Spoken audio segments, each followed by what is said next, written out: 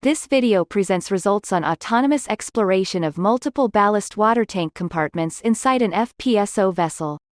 The autonomous mission necessitated the traversal of several manholes with dimensions as narrow as 0.7 by 0.5 meters. To execute the mission, the robot performs simultaneous localization and mapping, represents the world using voxels, thus allowing it to conduct volumetric calculations, plans exploratory paths within each compartment, and detects and localizes the manholes within them.